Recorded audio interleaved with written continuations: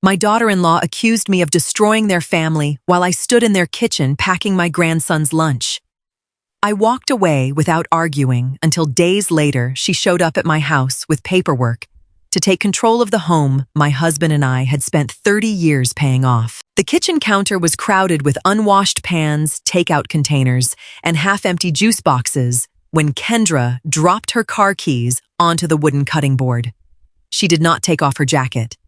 Instead, she stood by the sink, crossed her arms tightly, and stared at me while I packed 6-year-old Toby's lunchbox for morning camp.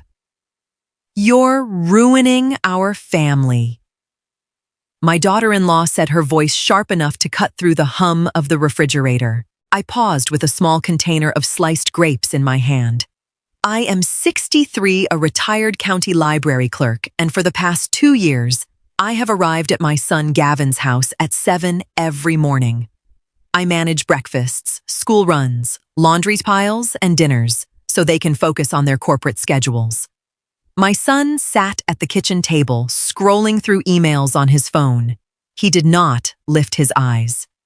"Excuse me, Kendra?" I asked, keeping my voice level.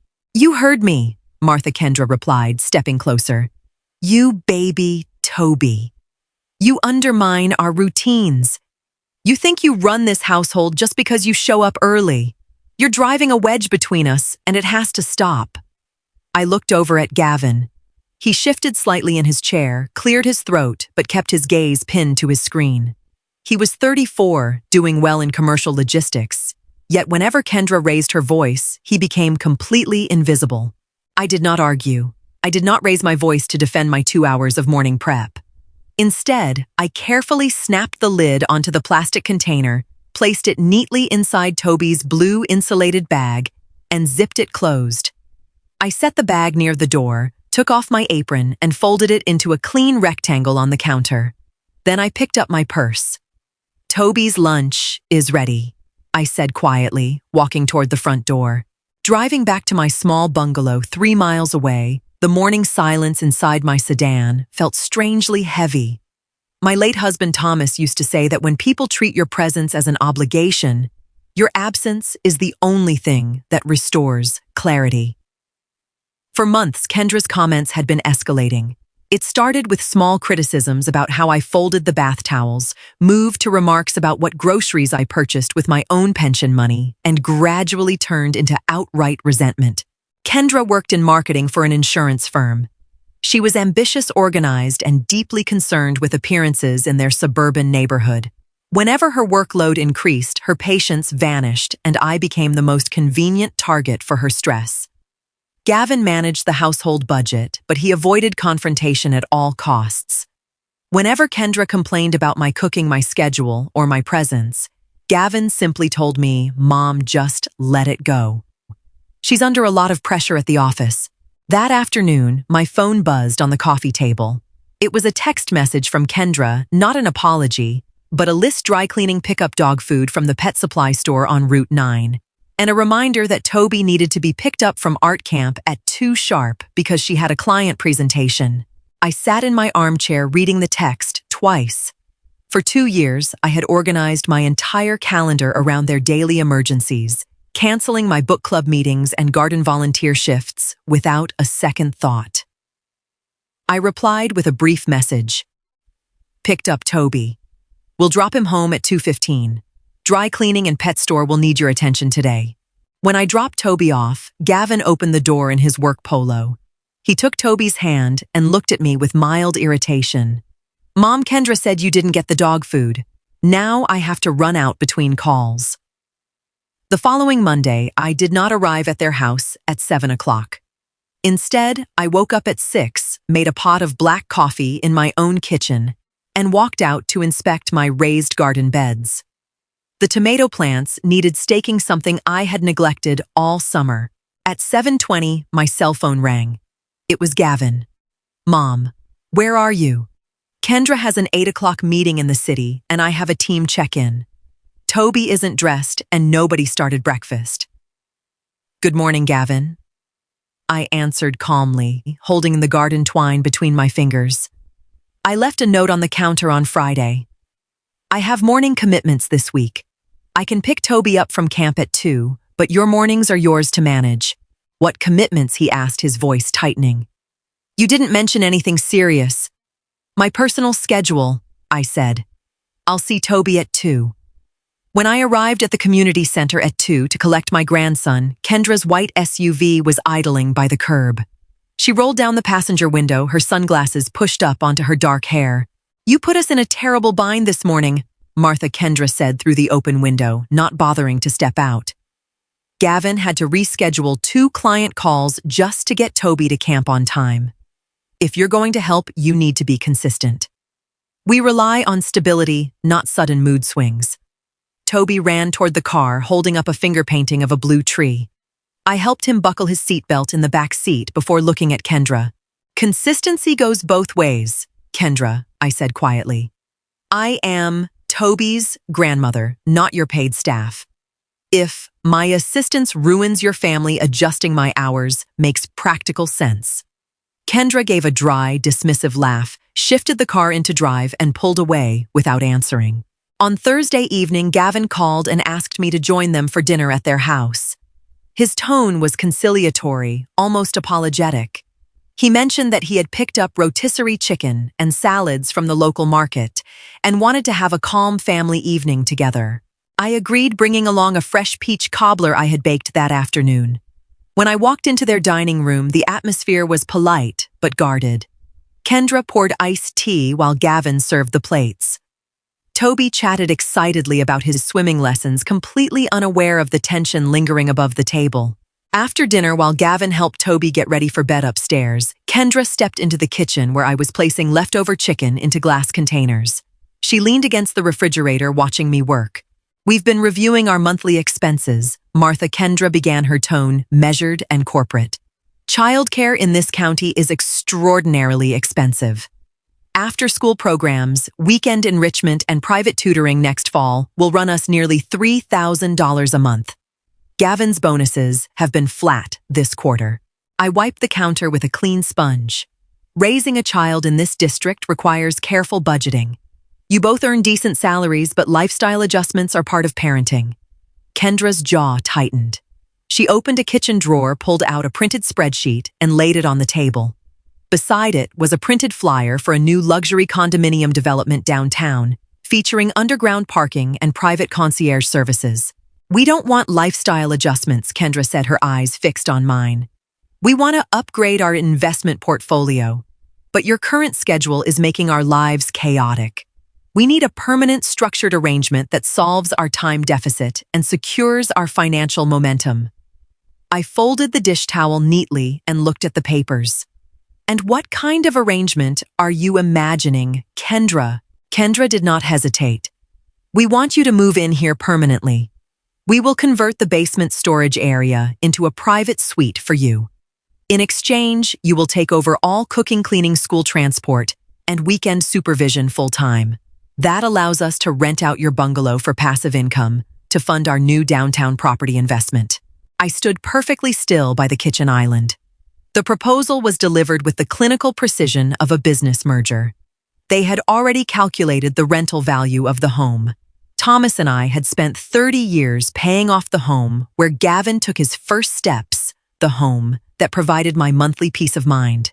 My house is not an investment asset for your portfolio, Kendra. I said, my voice steady despite the sudden chill in the room. Gavin walked down the stairs just then, hearing the tail end of my sentence. He stopped near the doorway, looking between his wife and me, his hands buried deep in his pockets. Gavin. I addressed him directly. Did you know about this proposal? Gavin looked down at the hardwood floor, avoiding my eyes. Mom, it makes practical sense. You're alone in that big house. The lawn care is getting harder, and you're over here almost every day anyway. If you move into the lower level, we become one consolidated unit. It saves us money, gives Toby constant supervision, and keeps you close. Consolidated unit, I asked. You mean free domestic labor and signing over control of my primary residence? Don't be dramatic, Martha Kendra snapped. We're offering you a secure roof and family proximity in your old age. You're acting like we're taking advantage of you when we're actually trying to build generational wealth. I picked up my purse from the chair. I am going home now. That night, I did not lose sleep over hurt feelings. Instead, I sat at my kitchen table with a cup of chamomile tea and my personal notebook. For years, I had allowed my daily life to shrink until it revolved entirely around Gavin's household demands.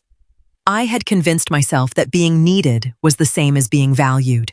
On Friday morning, I visited the local public library where I used to work. The head librarian, Evelyn, greeted me with a warm hug. When I asked if the literacy volunteer program still needed weekend coordinators, her face lit up. "Martha, we've been short-staffed since May," Evelyn said, handing me the onboarding forms. 3 mornings a week helping adult learners with basic reading and computer skills. You'd be fantastic at it. I signed the paperwork immediately. The schedule required Tuesday, Thursday, and Saturday mornings from 8 to noon. It was structured, purposeful, and completely incompatible with being an on-call maid. Next, I stopped by the local hardware store and hired a reliable neighborhood teen to take over my lawn mowing and hedge trimming for the rest of the season. I reviewed my modest savings account and my pension deposits. I had no debt, my property taxes were fully up to date, and my monthly expenses were entirely manageable without outside help. When Gavin called at noon to ask if I had thought over their proposal, I answered from the community center courtyard. "I have considered it, Gavin," I said. "The answer is no. I am keeping my home, and starting next week, I have taken on a volunteer position at the library on Tuesdays, Thursdays, and Saturdays." There was a long silence on the line. "Mom, you can't just commit to outside things when we haven't resolved our childcare plan. My time is mine to commit." "Gavin," I replied. Over the weekend, neither Gavin nor Kendra called. On Tuesday morning, I completed my first training session at the library, helping a young mother study for her high school equivalency exam. The work was engaging and deeply satisfying. When I walked back to my car at noon, I felt a lightness I had not experienced in years. When I arrived home, however, Kendra's SUV was parked in my driveway, blocking my garage door. She was standing on my front porch, holding a manila folder in her hands. I parked along the curb, walked up the front path, and unlocked the porch gate. "Hello, Kendra.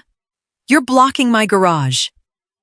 "We need to settle this today," Martha Kendra said, following me closely as I unlocked the front door. She stepped into my living room without waiting for an invitation, dropping the heavy folder onto my polished coffee table. "What is this?" I asked, leaving the front door open behind us. "It's a standard residential lease agreement and a power of attorney draft for property management," Kendra said, crossing her arms. "Gavin and I consulted a real estate manager yesterday. If we list this house by September 1st, we can secure $2,400 a month in rent. We've already scheduled an appraiser to visit tomorrow afternoon to assess the property value." I stared at her in utter disbelief. The sheer audacity of scheduling an appraisal on a home she did not own was breathtaking. "You scheduled an appraiser for my home?" I asked. "Gavin is your only child," Martha Kendra said, her voice dropping into a hard, threatening cadence. "Everything you have is going to him eventually anyway. Why hoard an empty asset out of sheer stubbornness?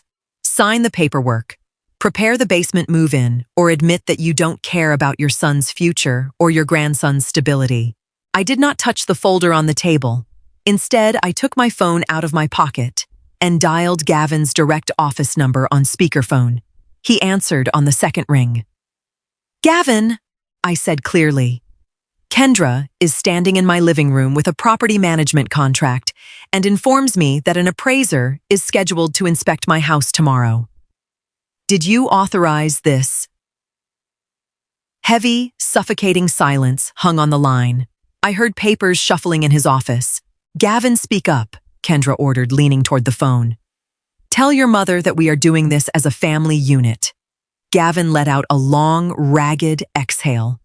"Mom," Kendra thought it would save time to get the numbers ready.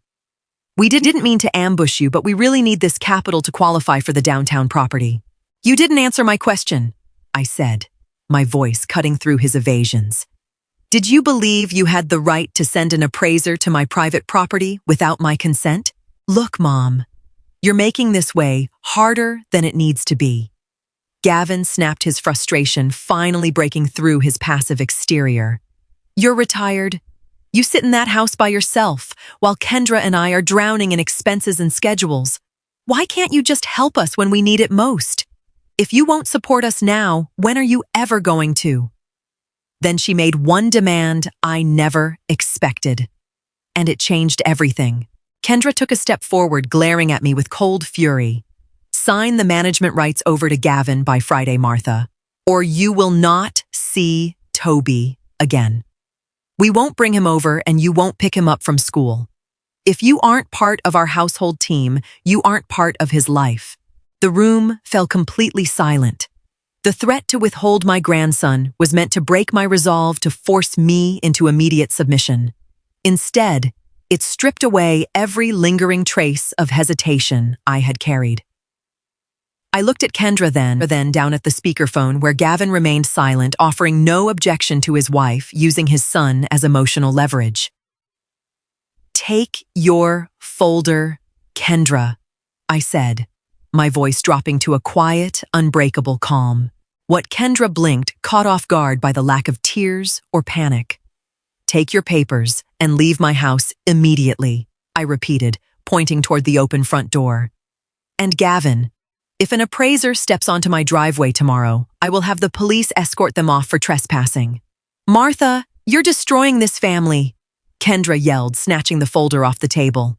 No, Kendra, I said firmly. You have mistaken my generosity for your entitlement, and Gavin has mistaken my love for a financial guarantee. I will not be blackmailed with my grandson.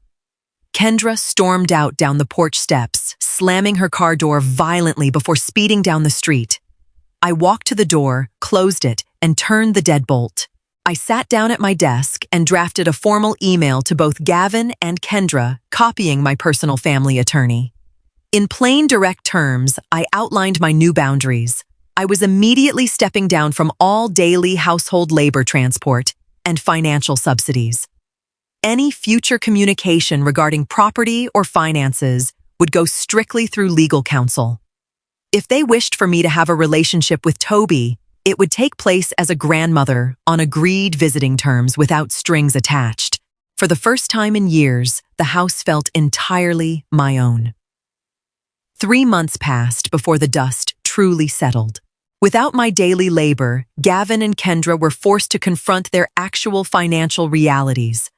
Unable to secure my house as collateral or rental income, they canceled their plans for the luxury downtown investment. Instead, they enrolled Toby in a standard after-school program at his elementary school and hired a local college student for evening pickups. Gavin had to take on his share of morning routines and domestic chores, finally ending his habit of hiding behind his desk. The sudden crisis they tried to manufacture did not destroy their family. It forced them to grow up. In November, Gavin called me on a Sunday afternoon. His voice was subdued, humbled, and free of corporate demands. He asked if he and Toby could come over for Sunday lunch to rake leaves in my backyard. I agreed on clear terms. Kendra did not come, and that was perfectly fine. Watching Gavin and Toby bag golden maple leaves in the crisp autumn air, I brought out a tray of warm apple cider. Gavin sat on the porch steps, drinking quietly. "I'm sorry, Mom," he said, looking out at the yard. "We crossed a line we had no right to cross. I should have stopped it." "Yes, you should have," I replied gently, sitting on the bench beside him. "Parenting requires sacrifice, Gavin. But it requires your own sacrifice, not mine." He nodded slowly, accepting the truth without making excuses. My life has found a new, fulfilling rhythm. My work at the library continues to thrive. My garden is winterized, and my home remains my peaceful sanctuary. I see Toby every other weekend for pancake breakfasts and trips to the Science Museum. The boundaries are firmly drawn, respected, and clear. True family support is built on mutual respect, never on surrender.